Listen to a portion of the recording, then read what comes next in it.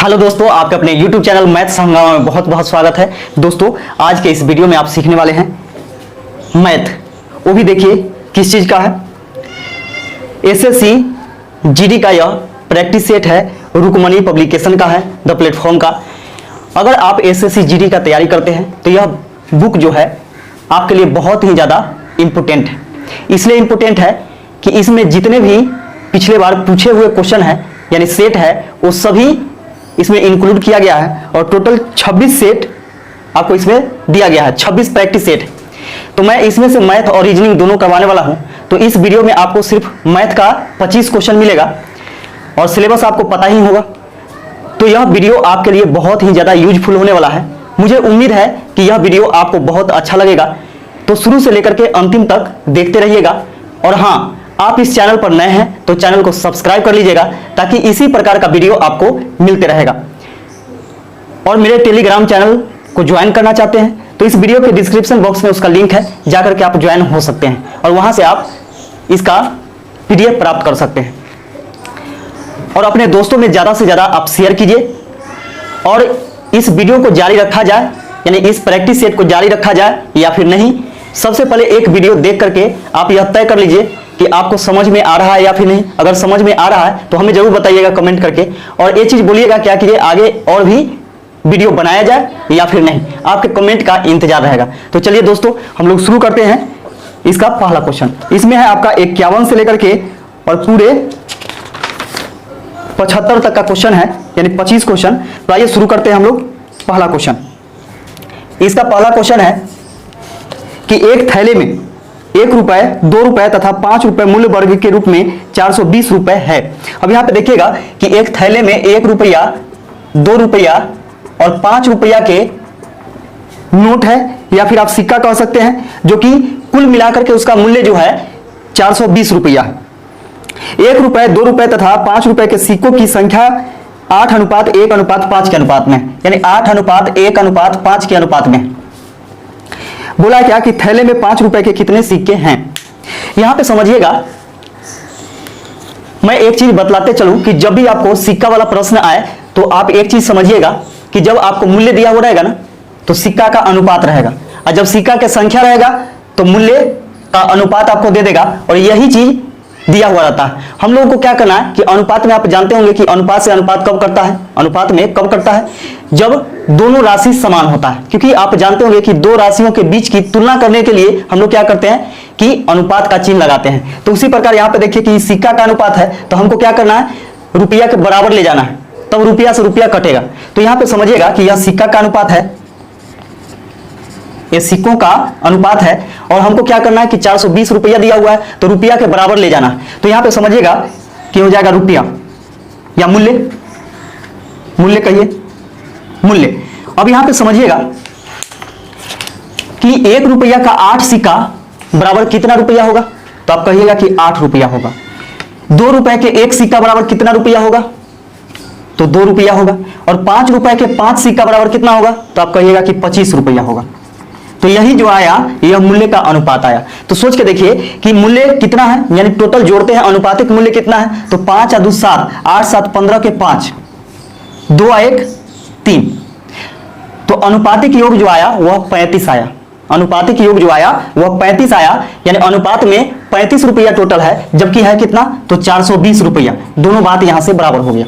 अब यहां से हम लोग निकालते हैं 7 5 35, 7 6 42, 5 से काटेंगे 12 25 60, अनुपात 1 बराबर हो गया कितना, तो 12। हम लोगों से पूछा क्या कि 5 रुपए के सिक्कों की संख्या कितना है। तो देखिएगा कि 5 रुपए के सिक्कों की संख्या कितना है, तो अनुपात में 5 है, ये सिक्कों की संख्या है, ये मूल्य है। तो ध्यान में रखिएगा कि हम लोग को सिक्का निकालना है। तो 5 रुपए के सिक्कों की संख्या कितना है, तो अनुपात में 5 है, तो अनुपात 1 बराबर 12, तो 5 बराबर कितना हो जाएगा, 5 × 12, 12 25 60, यानी 60 सिक्के।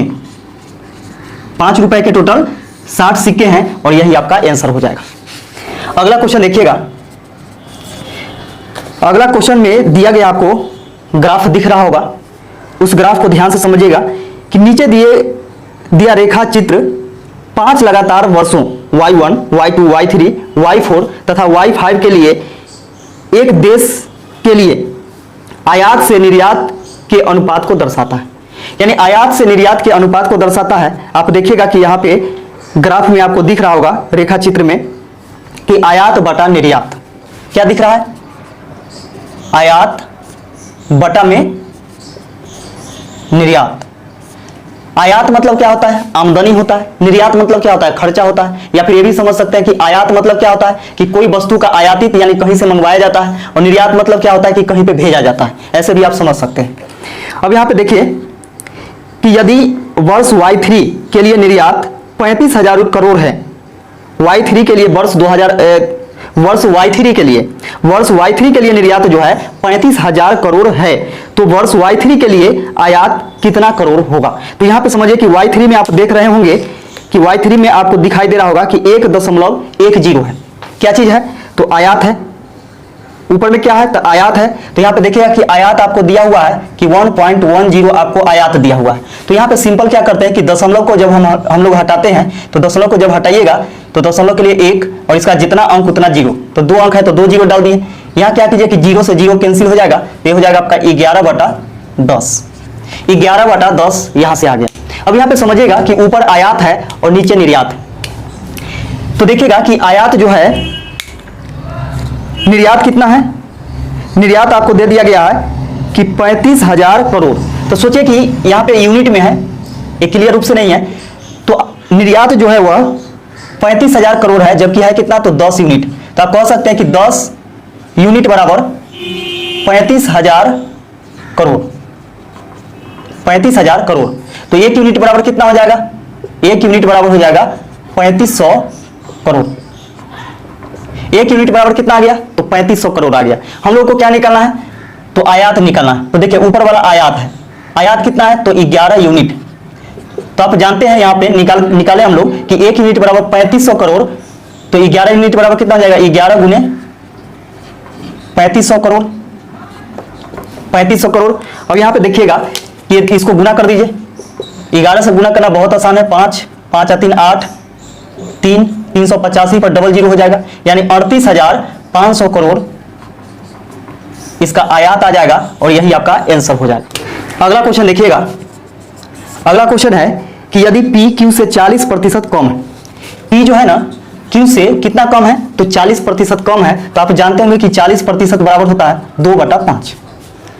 इससे कम है तो P जो है Q से 40% कम है, इसका मतलब Q से कम है तो Q का मान कितना होगा, तो मूल वैल्यू Q के लिए होगा यानी 5 होगा। तो इससे कम बोल रहा है तो घटा दीजिए, तो 5 में से 2 हटाइएगा तो कितना बचेगा, 3 बचेगा। इसका मतलब है कि Q को 5 रुपया मिलता है तो P को कितना मिलता है, 3 रुपया मिलता है। तो पूछ रहा है तो Q P से कितना प्रतिशत अधिक। यहां समझिएगा तो Q जो है P से कितना प्रतिशत अधिक, तो यहां पे समझिए कि कितना अधिक है, यानी Q का मान जो है P से कितना अधिक है। तो P के पास 3 रुपया है जबकि Q के पास 5 रुपया है, तो कितना अधिक है, 2 रुपया अधिक है। किससे, तो P से। तो जिससे तुलना करना है उसको नीचे लिखिए और गुने 100, क्योंकि प्रतिशत में बोला है। तो भिन्न को यदि प्रतिशत में बदलना हो तो 100 से गुना करते हैं। तो यहां से देखिएगा प्रतिशत में निकल जाएगा आपका 200, 2 से 100 में गुणा कीजिएगा 200/3, 3 छक 18, 3 छक 18, 2/3, यानी 66.2/3% अधिक है। और यही इसका आंसर हो जाएगा। आपको दशमलव में दे दिया है तो आप लिख सकते हैं यहाँ पे, फिर यहाँ दशमलव दीजिएगा तो 20 हो जाएगा। 3 छक 18, 3 छक 18 यानी 66.66% आपका आंसर हो जाएगा। अगला क्वेश्चन देखिएगा। अगला क्वेश्चन कहता है क्या कि यदि सोनू 20 मीटर प्रति सेकेंड की गति से कार चलाता है तो सोनू 936 किलोमीटर की दूरी कितने समय में तय करेगा। यहां पे समझिएगा कि दूरी क्या है, किलोमीटर में है, तो किलोमीटर में दूरी है और चाल क्या दिया हुआ है, चाल दिया हुआ है मीटर प्रति सेकेंड। तो इसको हम लोग को क्या करना है कि किलोमीटर प्रति घंटा में बदलना है, क्योंकि हम लोगों से समय जो पूछा है वह घंटा में पूछा है। तो आप जानते होंगे कि या तो चाल जो होता है मीटर प्रति सेकंड में होता है, नहीं तो किलोमीटर प्रति घंटा में होता है। ठीक है, तो यहाँ पे मीटर प्रति सेकंड को हम लोग क्या करते हैं कि किलोमीटर प्रति घंटा में बदलते हैं। तो देखिएगा कि 20 मीटर प्रति सेकंड, 20 मीटर प्रति सेकंड है, इसको किलोमीटर प्रति घंटा में बदलने के लिए आप जानते होंगे कि मीटर प्रति सेकंड को किलोमीटर प्रति घंटा में बदलने के लिए 18/5 से गुणा किया जाता है। तो 20 गुने 18/5, 5 चौके 20, 18 चौक 72 किलोमीटर प्रति घंटा। यहां से इसका स्पीड जो आ गया 72 किलोमीटर प्रति घंटा आ गया। अब हम लोगों से पूछा क्या कि 936 किलोमीटर की दूरी कितना समय में तय करेगा। तो समय बराबर क्या होता है, समय बराबर होता है दूरी बटा चाल, समय बराबर दूरी बटा चाल होता है। तो आप देखिएगा कि दूरी कितना है, तो 936 किलोमीटर है। तो 936 और चाल हम लोग निकाले हैं तो देखिएगा 72 किलोमीटर प्रति घंटा। यह है आपका किलोमीटर और चाल है किलोमीटर प्रति घंटा। यहां से देखिएगा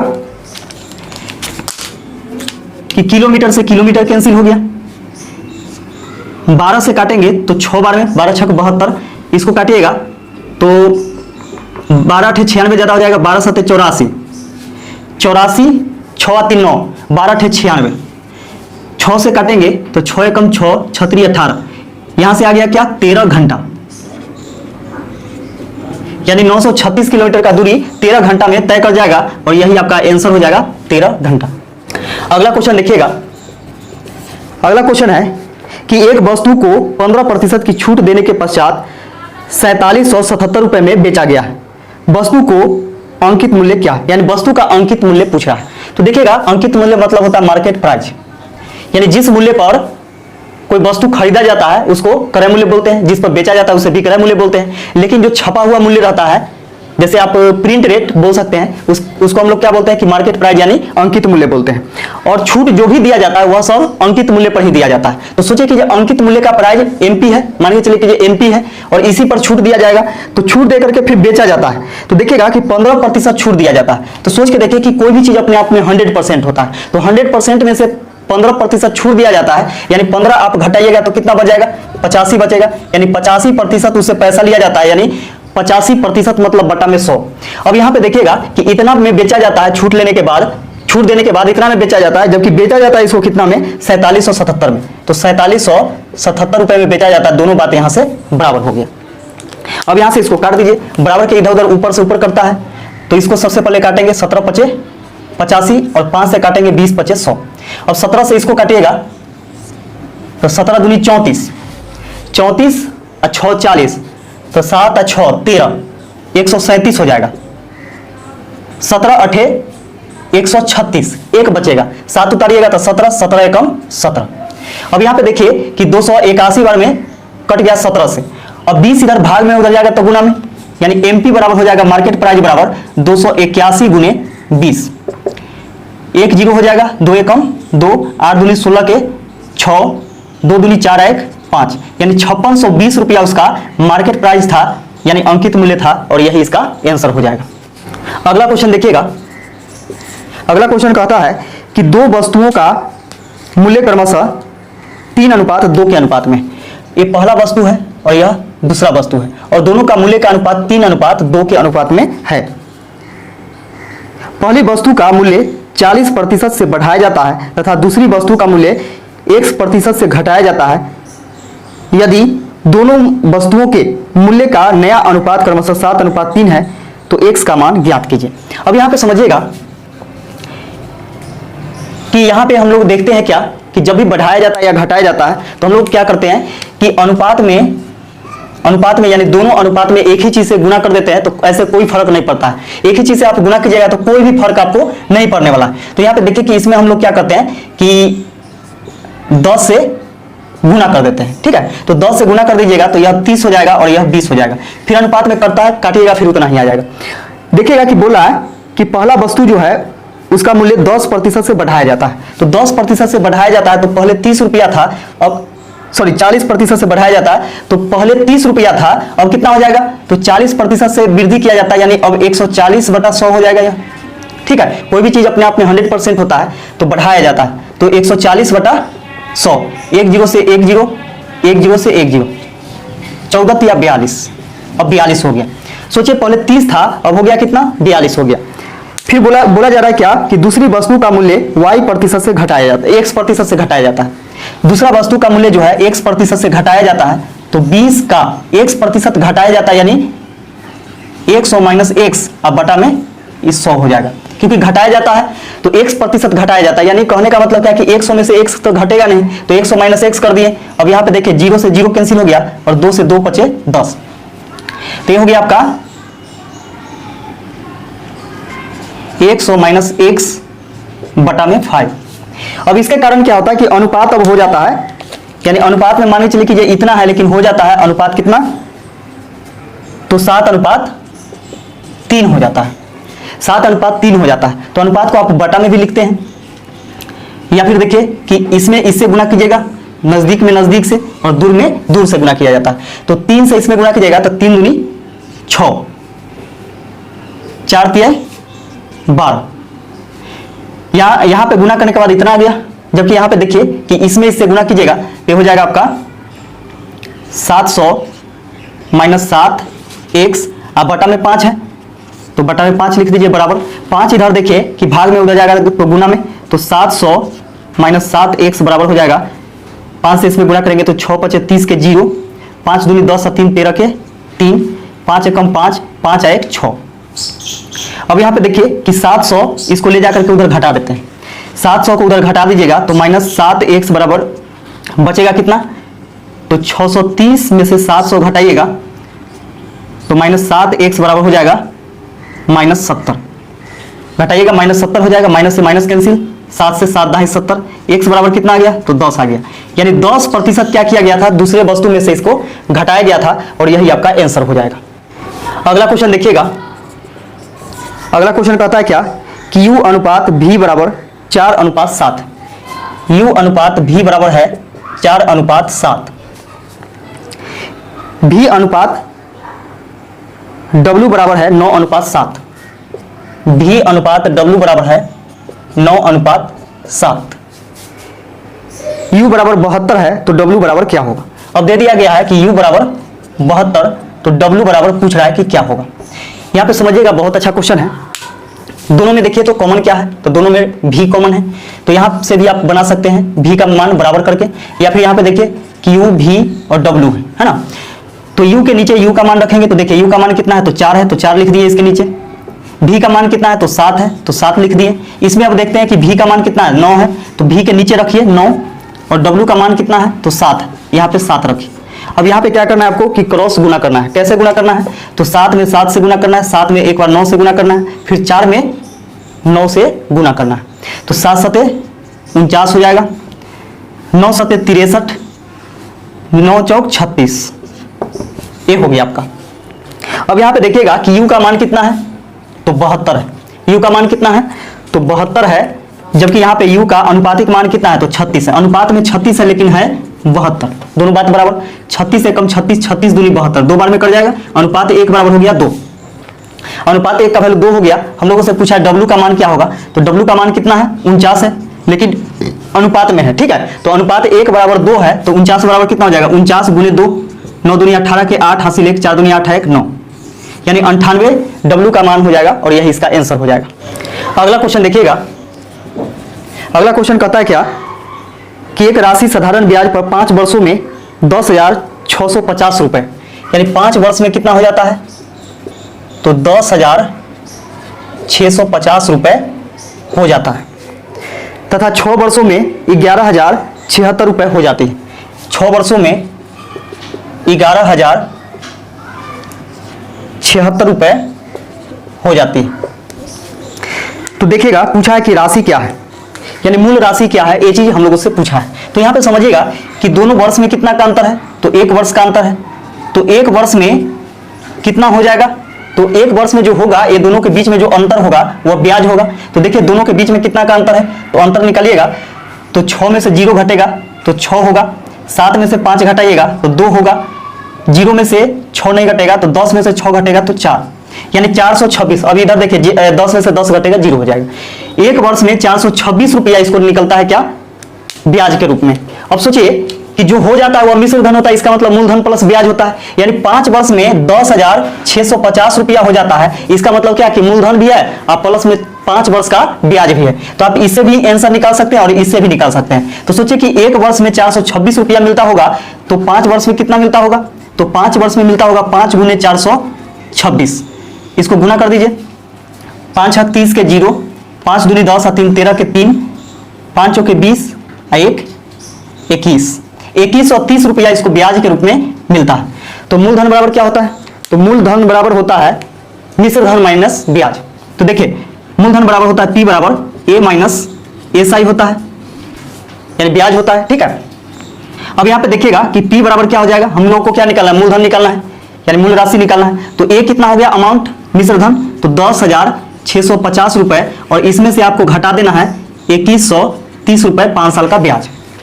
इसको घटाइएगा तो 0 में से 0 घटेगा 0, 5 में से 3 घटाइएगा 2, 6 में से 1 घटेगा 5,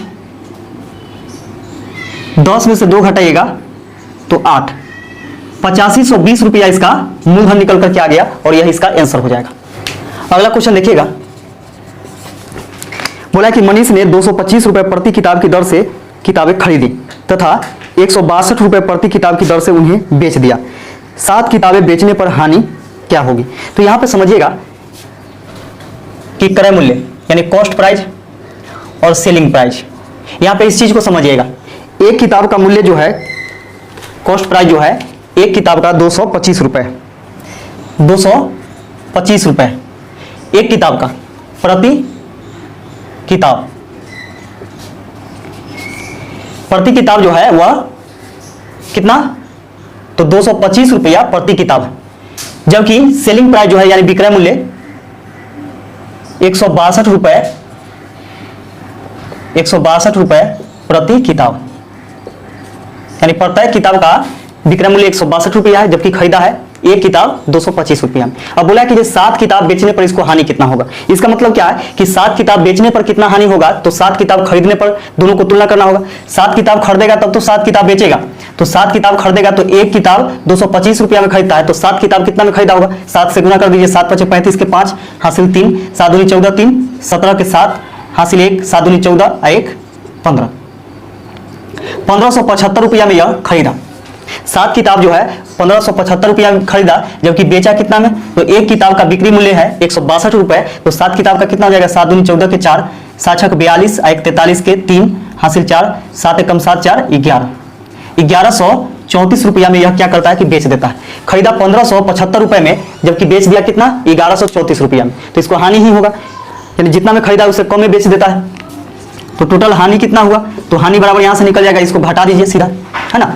तो हानि बराबर जो होता है क्रय मूल्य घटे विक्रय मूल्य होता है, यानी CP - SP होता है। तो इसको घटाइएगा तो 5 में से 4 घटेगा 1, 7 में से 3 घटाइएगा 4, 5 में से 1 घटेगा 4, 1 में से 1 घटेगा 0, यानी 441 रुपया इसको क्या होता है, तो हानि हो जाता है। यह इसका आंसर हो जाएगा। अगला क्वेश्चन देखिएगा 60 नंबर, इसके लिए आपको डाटा दिखाई दे रहा होगा। नीचे दिए गए बार चार्ट में 7 विभिन्न मिठाइयों S1, S2, S3, S4, S5, S6 तथा S7 में उपयोग हुई चीनी की मात्रा को मिठाई के कुल वजन के प्रतिशत के रूप में दर्शाया गया। यहाँ पे देखिएगा कि S1 में जो है वह 23% चीनी है, यानी कुल वजन का मिठाई जितना होगा उसके कुल वजन का 23% है। S2 में 32%, S3 में 16%, S4 में 18%, S5 में 22%, S6 में 25% और S7 में 19%। तो ये चीज दिया गया है। अब यहाँ पे समझिए कि पूछ क्या रहा है, हम लोगों से पूछ रहा है क्या कि मिठाई S4 का कुल वजन। अब यहाँ पे देखिए कि S4 का कुल वजन जो दिया गया है, S4 का कुल वजन यह आपका 60 नंबर क्वेश्चन है। S4 का कुल वजन जो है वह है 150 किलोग्राम। 150 किलोग्राम कुल मिठाई का वजन है। अब यहाँ पे देखिए कि इसमें बोला क्या कि मिठाई S4 में प्रयुक्त चीनी की मात्रा कितना। तो यहाँ पे देखिएगा कि चीनी का मात्रा जो निकालना है हम लोग को, चीनी की मात्रा, तो चीनी की मात्रा जो होता है वह कितना है, तो कुल वजन का कितना प्रतिशत। तो देखिए S4 में क्या दिया हुआ है, S4 में आपको दिया हुआ है 18%, तो कुल वजन का 18%। तो यहाँ पे समझिएगा कि कुल वजन 150 किलोग्राम है, इसका का के मतलब गुना 18%, तो 18 बटा में 100, प्रतिशत मतलब बटा में 100, 0 से 0 कैंसिल, 5 से काटिएगा, 5 के 15, 5 दूनी 10, 2 से 2 × 18, तो 9 × 27 kg, यानी 150 किलोग्राम मिठाई में कितना प्रयोग हुआ है, तो 27 kg चीनी का प्रयोग किया गया है। तो यह इसका आंसर हो जाएगा। अगला क्वेश्चन देखिएगा। अगला क्वेश्चन कहा है क्या कि यदि 5 निरीक्षणों A1, A2, A3, A4 तथा A5 का औसत n है। तो देखिए औसत बराबर क्या होता है, सभी परीक्षणों का योग बटा में सभी परीक्षणों की संख्या। यहाँ पे देखिएगा कि A1 पहला जो है A1 है, दूसरा A2 है, तीसरा A3 है, इसका बाद A4 है और A5 है। 5 संख्या है, ठीक है, 5 परीक्षण है। और इसका औसत n है, तो औसत बराबर क्या होता है कि सभी अंकों का यानी सभी संख्याओं का योग, योग मतलब जोड़ और बटा में संख्या, तो 5 संख्या है तो बटा में 5 लिखेंगे। इसका औसत इतना है लेकिन दिया हुआ है कितना, तो n है, दोनों बात यहां से बराबर हो जाएगा। अब यहां पे समझिएगा कि इसको हम लोग लिख सकते हैं a1 plus a2 plus a3 plus a4 plus a5 बराबर, इधर भाग में 5 है उधर जाएगा तो गुना में, यानी 5n हो जाएगा, 5n हो जाएगा। अब देखिए आगे क्या कर रहा है, आगे दिया हुआ है नए निरीक्षण, ये हो गया, एक पुराना हो गया, एक पुराना हो गया। अब यहां पे बोला क्या कि नए निरीक्षण, ठीक है, तो नया में बोल रहा है, नया में देखिए क्या बोल रहा है, नया में बोल रहा है कि a1 minus 100, a1 minus 100, a1 minus 100, फिर बोला कि a2 माइनस 100, a3 माइनस 100। यहां पे देखिए कि क्वेश्चन में छोड़ दिया है a4 छोड़ दिया है, ठीक है, तो a4 माइनस 100 और a5 माइनस 100, a5 माइनस 100। तो यहां पे देखिए a4 माइनस 100 छोड़ दिया है इसमें, तो इसको क्या करना है कि इसका बोल रहा है क्या कि औसत क्या होगा, नया औसत क्या होगा, तो औसत बराबर क्या होता है सभी प्रेक्षणों का योग, योग कर दीजिए बटा में इसका संख्या, तो संख्या कितना है, तो 5 है, देखिए 1 2 3 4 5, 5 से भाग दे देंगे। अब यहां पे समझिएगा कि इस सबको एक साथ जोड़ेंगे तो कितना हो जाएगा, इस सबको जोड़ेंगे तो a1 plus a2 plus a3 plus a4 plus a5, इतना हो गया। और इस सबको एक साथ जोड़ दीजिए तो माइनस में कितना हो जाएगा, 100 200 300 400 500, 500 हो जाएगा बटा में 5। अब देखिए इतना का वैल्यू निकाल करके हम लोग कितना लाए हैं, इतना का जो वैल्यू है वह कितना है, यानी a1 plus a2 plus a3 plus a4 plus a5 बराबर है 5n है। तो यहाँ पे इसके जगह पर हम लिख सकते हैं 5n माइनस 500 बटा में 5 बराबर, देखिएगा कि यदि हम 5 कॉमन लेते हैं, ये दोनों में से 5 कॉमन लीजिएगा तो हो जाएगा आपका 5 कॉमन लेते हैं तो n माइनस हो जाएगा 100, n माइनस 100 बटा में 5, 5 से 5 कैंसिल हो गया, यानी औसत जो आ जाएगा आपका नया औसत n माइनस 100 हो जाएगा और यही आपका आंसर हो जाएगा। अगला क्वेश्चन देखिएगा, अगला क्वेश्चन है कि ए अकेला एक कार्य को 6 दिन में पूरा कर सकता है तथा बी अकेला समान कार्य को 8 दिनों में पूरा कर सकता है, ए तथा बी दोनों मिलकर समान कार्य को कितने दिनों में पूरा कर सकेंगे। यहाँ पे देखिए कि ए करता है तो इसको लगता है 6 दिन, जबकि बी काम करता है तो इसको लगता है 8 दिन। तो यहां से करते हैं क्या कि इसका एलसीएम निकालते हैं, दोनों का एलसीएम निकालिएगा तो कितना हो जाएगा, 24 हो जाएगा, 6 से 6 चक 24, 8 3 24। यहां पे समझिएगा कि जो एलसीएम होता है यह टोटल वर्क को दर्शाता है यानी कुल कार्य को, जबकि यह जो दर्शाता है यह इसका एफिशिएंसी होता है यानी कार्य क्षमता होता है। यानी ए का कार्य क्षमता क्या है कि प्रतिदिन 4 काम करने का, जबकि बी का क्षमता है प्रतिदिन 3 काम करने का। अब बोला क्या कि दोनों मिल करके कितना दिन में करेगा, तो सोचिए कि कितना काम है, तो 24 काम है। अब दोनों जब मिल जाएगा तो प्रतिदिन कितना काम होगा, तो समय बराबर क्या होता है काम बटा में क्षमता, काम बटा में क्षमता, तो टोटल वर्क 24 है और इसका क्षमता कितना होगा, दोनों का जुड़ जाएगा तो 4 3 7, यानी 24 बटा 7 दिन, और यही आपके ऑप्शन में दिया हुआ है, पूर्णांक में रहता तो पूर्णांक तोड़ देते, तो दोनों मिला करके 24 बटा 7 दिन में काम समाप्त कर पाएगा और यही इसका आंसर हो जाएगा। अगला क्वेश्चन देखिएगा, इसे दिया गया कि 5 पूर्णांक 1 बटा 2 माइनस बड़ी ब्रैकेट 3 पूर्णांक 1 बटा 4 प्लस 6 माइनस 4 भागे 2। अब इसका मान ज्ञात करना है, तो समझिए कि सबसे पहले हम लोग क्या करते हैं कि ब्रैकेट का काम करते हैं, तो ब्रैकेट के अंदर का काम करेंगे और ब्रैकेट के अंदर के काम सबसे पहले किसका किया जाता है, तो भाग का किया जाता है। तो भाग का कीजिएगा तो यहाँ पे देखिए इससे ही कर जाएगा 2 बार में, यहीं पे हम निकाल देते हैं इसको, 2 दूनी 4। अब यहाँ पे समझिए कि 5 पूर्णांक तोड़ सकते हैं, उसे कोई दिक्कत नहीं, यानी क्रिया नहीं करना, लेकिन इसमें हम पूर्णांक तोड़ सकते हैं। 5 दूनी 10 है 11 बटा 2 माइनस 4 के 12 1 13 बटा 4 प्लस यहाँ पे देखिए कि 6 में से 2 घटा दीजिए, क्योंकि अब जोड़ घटाव ही करना है, तो 6 में से 2 घटा दीजिएगा तो कितना बच जाएगा आपका, 4 बचेगा। 11 बटा 2 माइनस इसका एलसीएम कितना हो जाएगा, तो 4 हो जाएगा, ये हो जाएगा आपका 13 प्लस 4 चौके 16, 11 बटा 2 माइनस ये हो जाएगा, ये दोनों को जोड़ दीजिए तो 6 3 9 यानी 29 हो जाएगा बटा में 4 इसका एलसीएम हो जाएगा, 2 दूनी 4 11 दूनी 22, 22 माइनस 29, 4 एकम 4, 29 से कम 29। अब देखिए माइनस 29 में से 22 घटाइएगा तो कितना बचेगा, -7/4, और यही आपका आंसर हो जाएगा। अगला क्वेश्चन देखिएगा। अगला क्वेश्चन है कि राजेश 25 किलोमीटर प्रति घंटा की गति से अपने दफ्तर जाता है तथा 20 किलोमीटर प्रति घंटा की गति से अपने घर वापस आता है। यदि वह कुल 9 घंटे लेता है तो उसके दफ्तर तथा घर के मध्य दूरी कितना है। तो यहाँ पे देखिएगा कि घर है और यहाँ पे दफ्तर है। अब सोचिए कि घर से लेकर के दफ्तर तक का जो दूरी है, ये चीज पूछा जा रहा है, और जो चीज पूछा जाता है वह ऑप्शन में होता ही है। तो सोचिए कि घर से दफ्तर के लिए जाता है तो जितना दूरी जाने में होगा उतना ही दूरी तो आने में होगा। जितना दूरी जाने वक्त तय करता होगा उतना ही दूरी आने वक्त तय करता होगा। तो सोचिए कि दोनों दूरी समान है लेकिन चाल अलग अलग है, यानी जाने का चाल अलग है और आने का चाल अलग है। यानी जितना दूरी जाता है उतना ही दूरी आता है लेकिन चाल अलग अलग है। तो यहाँ पे समझिएगा कि बाई ऑप्शन हम लोग बनाते हैं, क्योंकि आप नियम से बनाइएगा तो थोड़ा सा लेट हो जाएगा। यहाँ पे देखिए कि बाई ऑप्शन बनाते हैं तो ऑप्शन नंबर ए में दिया गया है 100 किलोमीटर, 100 किलोमीटर। बी में देखिए कि दिया गया है 90 किलोमीटर, 90 किलोमीटर। सी में है 140 किलोमीटर और डी में है 120 किलोमीटर, 120 किलोमीटर। तो आप जानते होंगे कि समय बराबर क्या होता है, दूरी बटा चाल होता है। तो सोचिए कि 100 किलोमीटर अगर हम लोग ले लेते हैं दूरी और चाल दिया हुआ है तो 100 किलोमीटर ले लेते हैं, तो 100 किलोमीटर अब बटा में यानी जाने वक्त, तो जाने का चाल ले लेते हैं हम लोग 25 किलोमीटर प्रति घंटा। तो 25 किलोमीटर प्रति घंटा तो 25 से काटिएगा, 25 चौके 100, यानी जाने वक्त इसको 4 घंटा लगा, जाने वक्त इसको 4 घंटा लगा, जबकि आने वक्त कितना लगा। तो यही दूरी को यानी 100 किलोमीटर को ही अब आने वक्त क्या करता है कि 20 किलोमीटर प्रति घंटा की चाल से आता है, तो 20 से भाग दे देंगे क्योंकि समय बराबर दूरी बटा चाल। तो 20 25 100, यानी 5 घंटा आने में इसको लगता है। तो कुल मिलाकर के कितना समय लगता है, तो देखिए जाने में इसको लगा 4 घंटा, 4 घंटा जाने में अब प्लस 5 घंटा आने में, कुल मिलाकर के कितना, तो 5 4 9 घंटा जाने और आने में, कुल मिलाकर के कितना, तो 9 घंटा। जबकि आपके क्वेश्चन में भी दिया हुआ था कि 9 घंटा कुल समय लगता है जाने में भी और आने में भी।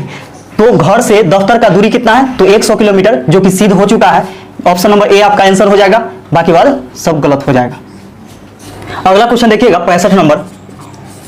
इसके लिए आपको आरेख दिया हुआ है, नीचे दिया गया रेखा चित्र एक कंपनी के 5 विभिन्न उत्पादों P1, P2, P3, P4 तथा P5 पर लाभ प्रतिशत को दर्शाता है।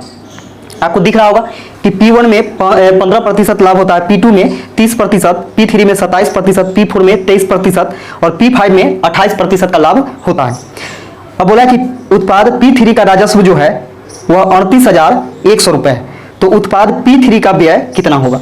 तो यहाँ पे समझिएगा कि एक चीज ध्यान में रखिएगा कि राजस्व, राजस्व मतलब क्या होता है, राज्य के द्वारा जो लिया गया लगाया जाता है, जो टैक्स लगाया जाता है, यानी राजस्व वसूली किया जाता है। तो वह कैसे वसूली किया जाता है, तो इसका देखिए कुल व्यय, यानी कुल कितना व्यय किया गया और प्लस में उसको कितना लाभ हुआ। तो कोई भी मान के चलिए कि अगर टैक्स वगैरह चाहे जो भी देगा तो वह बिजनेस करेगा तो लाभ होगा, उसी में से देगा। तो यहाँ पे देखिए कि राजस्व बराबर होता है, राजस्व बराबर होता है व्यय प्लस में लाभ, व्यय प्लस लाभ प्रतिशत। इस चीज को ध्यान में रखिएगा, व्यय प्लस लाभ प्रतिशत।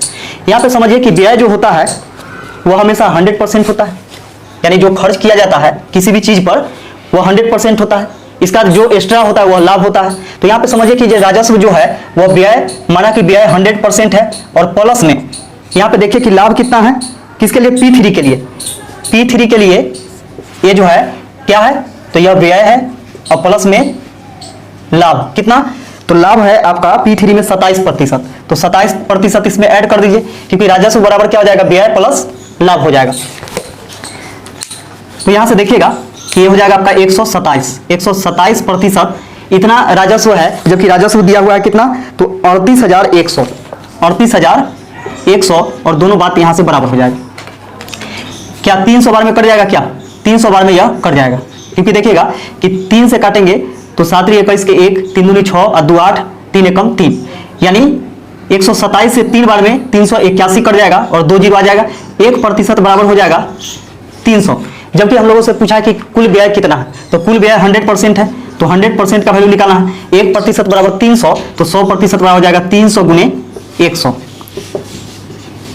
3 पर 4 को जीरो, यानी 30,000 रुपए। यही इसका राजस्व निकल करके आ गया, सॉरी यह इसका व्यय निकल करके आ गया, यह इसका आंसर हो जाएगा। अगला क्वेश्चन देखिएगा, इसे बोला है क्या कि अनिल, दीपक तथा दिनेश, अनिल, दीपक और दिनेश, अनिल, दीपक और दिनेश मिलकर एक कार्य को, यानी तीनों मिलकर के एक काम को 35 दिन में कर देता है, यानी तीनों मिलकर के एक काम को 35 दिन में समाप्त कर देता है। अनिल तथा दिनेश मिलकर समान कार्य को 60 दिनों में पूरा करते हैं। अनिल और दिनेश, देखिएगा कि अनिल और दिनेश दो व्यक्ति मिलकर के इस कार्य को करता है तो 60 दिन का समय लगता है। तो पूछ रहा है कि दीपक अकेले समान कार्य को कितने दिन में पूरा कर सकता है। तो यहाँ पे क्या कीजिए कि सिंपल ये दोनों का एलसीएम निकालिएगा, तो 35 और 60 का एलसीएम निकालिएगा, तो एलसीएम वह छोटी से छोटी संख्या होता है जो कि दोनों मिलकर के इसको काट दें, तो 420 इसका एलसीएम हो जाएगा। 35 से इसको काटिएगा तो 12 बार में कटेगा, और 60 से इसको काटिएगा तो 7 बार में कटेगा। ठीक है, अब यहाँ पे समझिए कि यहाँ पे हम लोगों से पूछा है कि दीपक अगर अकेला काम करता तो कितना समय उसको लगता पूरा काम करने में। तो यहाँ पे समझिए, यह अनिल, दीपक और दिनेश का कार्य का एफिशिएंसी है, यानी कार्य क्षमता है। तो अनिल, दीपक और दिनेश तीनों मिलकर के काम करता है तो प्रतिदिन 12 काम करता है, जबकि अनिल और दिनेश दो व्यक्ति काम करता है तो 7 काम ही कर पाता है। तो 12 में से 7 यदि हम माइनस कर देते हैं, घटा देते हैं, तो जो बचेगा वह दीपक का कार्य क्षमता बचेगा, यानी दीपक का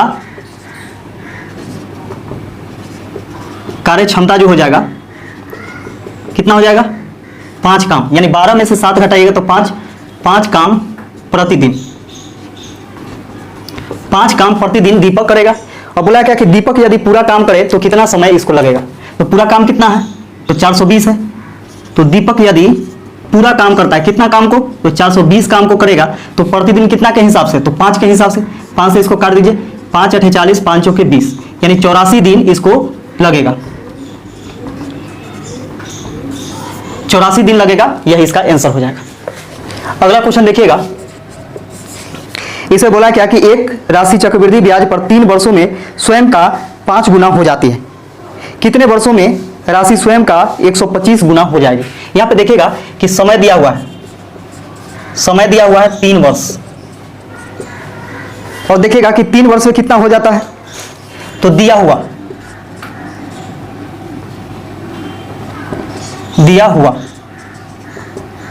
कितना है, तो 5 गुना,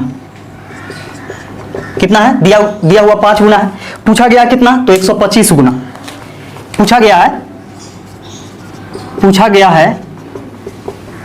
125 गुना।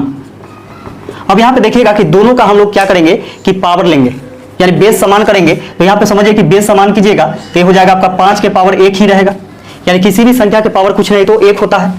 अब यहां पे देखिए कि 125 है तो ये होता है आपका 5 के पावर 3 होता है, 5 के पावर 3 होता है, दोनों का बेस समान कर लेना, ठीक है।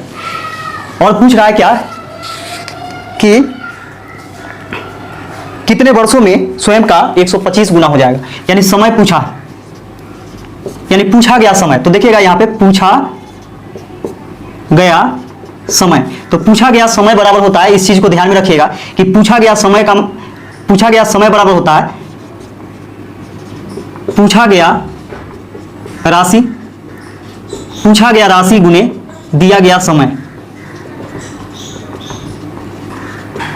सॉरी पूछा गया राशि का पावर, पूछा गया राशि का पावर और गुने दिया गया समय, और बटा में दिया गया राशि का पावर, दिया हुआ राशि का पावर, दिया हुआ राशि का पावर, इस चीज को ध्यान में रखिएगा। तो यहां पे देखिएगा कि पूछा गया राशि का पावर, तो देखिए पूछा गया तो यही है, तो पूछा गया राशि का पावर कितना है, तो 3 है, 3 है तो 3 लिखिए, गुने दिया गया समय, देखिए दिया गया समय कितना है, तो 3 है, 3 वर्ष है, बटा में दिया हुआ राशि का पावर, दिया हुआ राशि का पावर कितना है, तो 1 है, बटा में 1 लिख दीजिए, तो 3 तिहाई 9, 9 बटा 1 यानी 9 होगा, यानी 9 वर्ष में क्या हो जाएगा, 125 गुना हो जाएगा, और यही आपका आंसर हो जाएगा। अगला क्वेश्चन देखिएगा, अगला क्वेश्चन कहता है कि एक गेंदबाज ने लगातार 15 मैचों में 0, 3, 2, 1, 5 3 4 5 5 2 2 0 0 1 और 2 विकेट लिए हैं। दिए गए आंकड़ों का बहुलक क्या होगा। अब यहां पे समझिएगा कि बहुलक मतलब क्या होता है कि जो ज्यादा बार आया है। बहुलक मतलब होता है जो सबसे ज्यादा बार आया हो, जो सबसे ज्यादा बार आया हो। तो यहां पे देखिएगा कि सबसे ज्यादा बार कौन आया है, तो क्या क्या है ये चीज लिखिए। सबसे पहले तो 0 है, तो 0 कितना बार आया है, तो देखिए 1 2 3 यानी 3 बार। 0 3 बार आया है, इसका क्या लिखिएगा, तो 1 लिखिएगा। 1 कितना बार, तो 1 जो है 1 और 1 2 बार, 2 बार। इसका देखिए यहां पे कि 2 जो है वह कितना बार है, 1 2 3 4, 4 बार। 2 4 बार है। इसका 3 देखिए, 3 कितना बार है, तो 1 2 2 बार है। इसके बाद 4 जो है वह कितना बार है, तो 1 बार है। और इसका तो 5 है, तो 5 कितना बार है, तो 1 2 3, 1 2 3 यानी 3 बार। इस सबको जोड़ करके देखिए कि 15 बार सब है कि नहीं, तो 3 आ 2 5 4 9 9 आ 2 11 1 12 12 3 15, यानी सब मिलाकर के कितना बार आया, तो 15 बार। सब मिलाकर के 15 बार आया। तो यहाँ पे देखिएगा कि सब मिलाकर के 15 बार आया, वो बात सही है। हम लोग को क्या निकालना है, बहुलक निकालना है। तो बहुलक बराबर होता है जो सबसे ज्यादा बार आया। तो 0 1 2 3 4 5 में सबसे ज्यादा बार कौन आया, तो 2 ही आया है जो कि 4 बार आया है, इससे ज्यादा बार कोई नहीं आया है। तो यही आपका बहुलक हो जाएगा कितना, तो 2, यानी बहुलक बराबर हो जाएगा, बहुलक बराबर हो जाएगा 2। यही इसका आंसर हो जाएगा। अगला क्वेश्चन देखिएगा। अगला क्वेश्चन है कि 2 के पावर 3 गुने 3 के पावर 5 तथा 3 के पावर 3 गुने 5 के पावर 2 का महत्तम समावर्तक क्या होगा, यानी HCF निकालना। HCF क्या होगा, तो HCF में ध्यान में रखिएगा कि जो दोनों में कॉमन होगा उसी को लिखना है। तो दोनों में कॉमन क्या है, तो देखिए यहाँ पे 2 है, इसमें 2 है तो इसमें नहीं है, छोड़ देना है। इसमें 3 है तो इसमें देखिए 3 है, तो दोनों में कॉमन है। अब देखना है दोनों का पावर, तो जिसका कम पावर होगा वही मौसा होगा, यानी कम पावर वाला मौसा होता है, लेकिन दोनों में कॉमन होना चाहिए। तो देखिए दोनों में कॉमन एक चीज है, 3 है, 3 वाला है, तो 3 के पावर सबसे कम वाला लिखना है, यानी 3 के पावर 3 हो जाएगा। यही आपका HCF हो जाएगा और कोई कॉमन है नहीं। अगला क्वेश्चन देखिएगा। अगला क्वेश्चन है कि यदि एक वस्तु का क्रय मूल्य 220 रुपया तथा लाभ 20% है तो वस्तु का विक्रय मूल्य क्या होगा। तो विक्रय मूल्य बराबर होता है क्या, विक्रय मूल्य बराबर हो जाएगा, देखिएगा यहां पे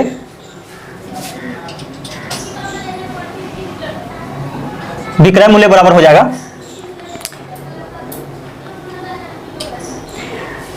क्रय मूल्य है 220 रुपया। तो क्रय मूल्य पर क्या होता है कि लाभ या हानि निर्भर करता है। तो क्रय मूल्य 220 रुपया है और 20% लाभ होता है। तो 20% लाभ होता है तो कितना का, तो क्रय मूल्य का के मतलब गुना 20% लाभ। तो कोई भी चीज अपने आप में 100% होता है, ठीक है। तो 100% में आप जोड़ दीजिएगा 20%, यानी 120% मतलब बटा में 100।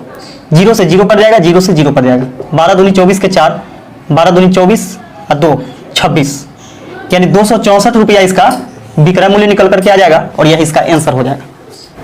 71 नंबर क्वेश्चन देखिएगा कि यह क्वेश्चन जो है थोड़ा सा मिस प्रिंट है। ये दिया गया है आपको 10.1/3 जो कि ब्रैकेट में नहीं है, ब्रैकेट लगा दिया गया है लेकिन ब्रैकेट में नहीं है। अगर आप ब्रैकेट का प्रयोग कीजिएगा तो ऑप्शन में आपका आंसर नहीं मिलेगा। आंसर तो आएगा ही लेकिन आंसर नहीं मिलेगा। तो यहाँ पे देखिएगा कि 10.1/3 डिवाइडेड बाई 5/3 का यह जो है ब्रैकेट में है 10 + 14/3 - 1, ये वाला ब्रैकेट में है। तो सबसे पहले हम लोग क्या करते हैं कि ब्रैकेट का काम करते हैं, तो इसको जैसे के तैसे रहने देते हैं, लेकिन हाँ इसको हम क्या करते हैं कि पूर्णांक को तोड़ लेते हैं। तो 10 × 30 = 31/3, इससे ज्यादा कुछ नहीं करना है। 5/3 के का रहने दीजिए, ये हो जाएगा आपका 10 + 14 में 3 से भाग दीजिएगा तो 14/3 हो जाएगा -1, 31/3 भागे 5/3 का। अब यहाँ पे देखिए इसको सॉल्व कीजिएगा तो 10 × 30, 30 + 14 माइनस 3/3 हो जाएगा। ब्रैकेट का काम सबसे पहले करना है, तो 31/3 भागे 5/3 का के मतलब क्या होता है, गुना होता है, लेकिन का काम सबसे पहले किया जाता है। अब ये दोनों को जोड़िए और इसको घटाइए, तो हो जाएगा आपका 44 में से 3 घटाइएगा तो 41/3 बचेगा।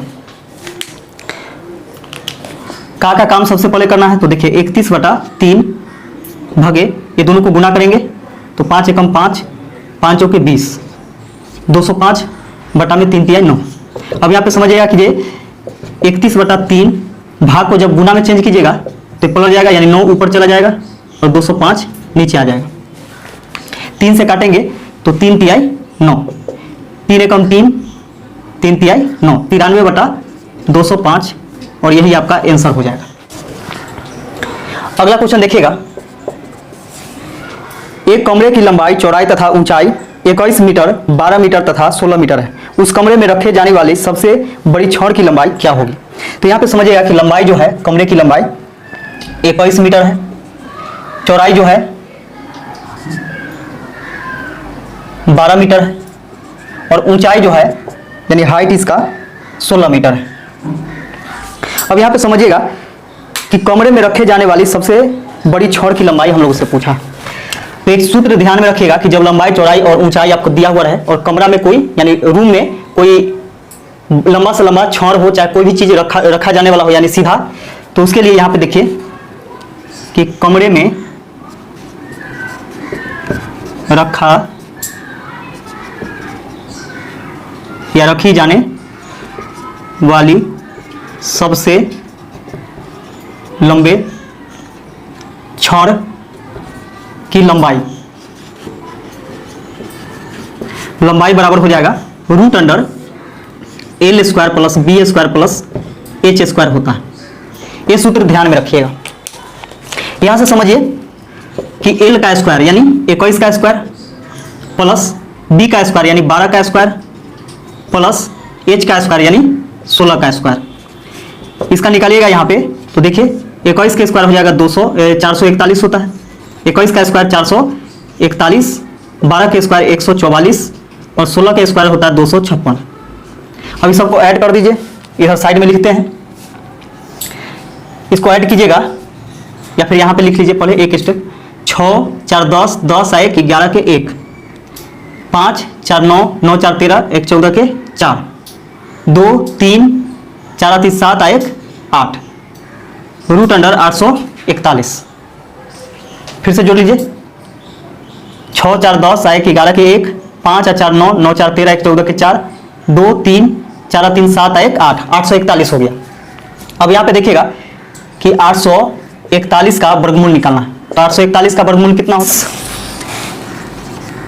29, 9 9 81 के 1, 9 दूनी 18 दूनी 36, 36 8, 36 4 40 4 44 के 4, हासिल 4, 2 के स्क्वायर 4 4 4 8, हाँ 29 वर्ग मीटर है ना, हाँ 29 मीटर, यानी 29 मीटर सबसे लंबा छड़ रखा जा सकता है कमरा में और यही आपका आंसर हो जाएगा। अगला क्वेश्चन देखिएगा,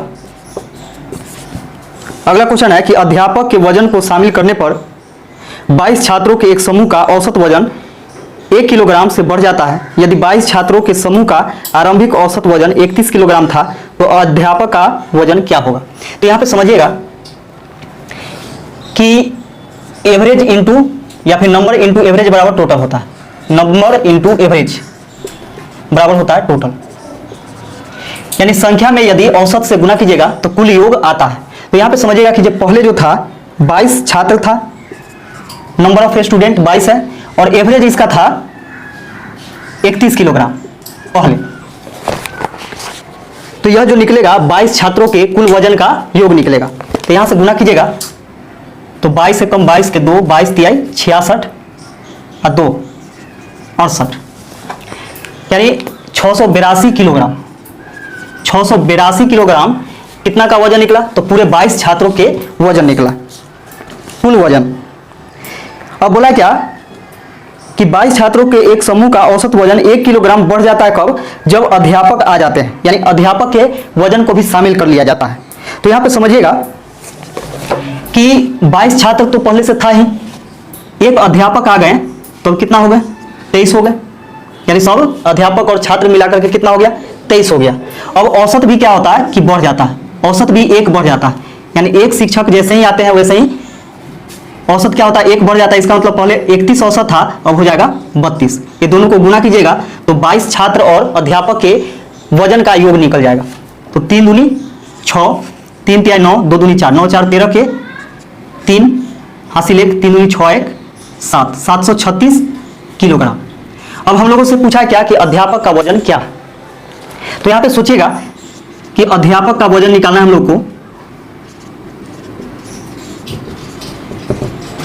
अध्यापक का वजन निकालना है तो अध्यापक और छात्रों का यानी 22 छात्र और एक अध्यापक के कुल वजन में से 22 छात्र का कुल वजन हम घटा देते हैं, तो जो बचेगा वह अध्यापक का बचेगा।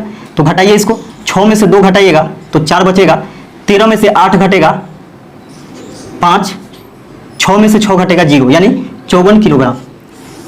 यानी अध्यापक का भार निकल करके आ गया कितना, तो 54 किलोग्राम, और यही इसका आंसर हो जाएगा। अगला क्वेश्चन देखिएगा। अगला क्वेश्चन कहता है क्या कि एक शंकु की ऊंचाई 16 सेंटीमीटर है तथा उसके आधार की त्रिज्या 30 सेंटीमीटर है। यदि इसे रंगने की दर 14 रुपए प्रति सेंटीमीटर स्क्वायर है तो शंकु के बाहर से रंगने में कुल खर्चा कितना होगा। तो यहां पे देखिएगा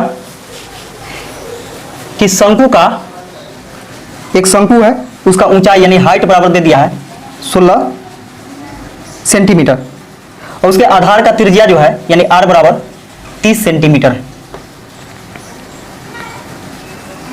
और रंगे जाने का दर जो है 14 रुपए प्रति सेंटीमीटर स्क्वायर। तो यहां पे समझिएगा, तो शंकु का सबसे पहले पृष्ठीय क्षेत्रफल निकालेंगे। तो शंकु का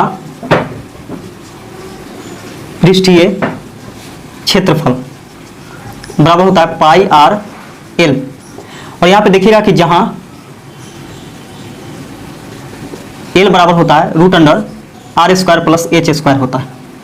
इस चीज को ध्यान में रखिएगा, जहां एल बराबर क्या होता है, तिर्यक ऊंचाई बराबर root under R square plus H square. तो यहां पे समझिएगा कि root under R square plus H square, तो पाई का मान कितना हो जाएगा 22/7 गुने आर का मान है कितना, तो 30 है, गुने एल का मान कितना हो जाएगा, तो रूट अंडर आर स्क्वायर, तो आर का वैल्यू कितना है 30 का स्क्वायर प्लस एच का स्क्वायर, यानी एच है 16 का स्क्वायर, 22/7 गुने 30 गुने रूट अंडर 30 के स्क्वायर कितना हो जाएगा 900 प्लस में 16 के स्क्वायर 256, 22/7 गुने 30 गुने ये हो जाएगा रूट अंडर, इसको जोड़िएगा 9 2 11 1156 हो जाएगा। ये हो जाएगा आपका 22/7 गुने 30 गुने 1156 का वर्गमूल निकालिएगा तो 6 36 4 चौके 16, 11 जो है वह 3 के स्क्वायर यानी 9, तो हो जाएगा आपका 34 जो है 30 के नज़दीक है, 30 के स्क्वायर 900, 36 यानी 40 के स्क्वायर 1600, 9 2 11 1600 यानी 900 के ज़्यादा नज़दीक है यानी 34 हो जाएगा। इसका जो है 1156 का वर्गमूल हो जाएगा 34। अब यहाँ पे समझिएगा कि इतना सेंटीमीटर स्क्वायर हो गया, इतना सेंटीमीटर स्क्वायर हो गया, तो 1 सेंटीमीटर स्क्वायर का यानी 1 वर्ग सेंटीमीटर का खर्चा कितना है 14 रुपया है, तो इतना का कितना होगा, इसमें 14 से गुना कर दीजिए, तो इतना में 14 से गुना कीजिएगा तो 22/7 गुने 30 गुने 34 गुने 14, 7 से काटिए 7 दूनी 14, ये हो जाएगा आपका 22 तिहाई 66 और 1 0 गुने 34 गुने 2, ये सबको गुना कीजिए तो 6 चौक 24 के 4,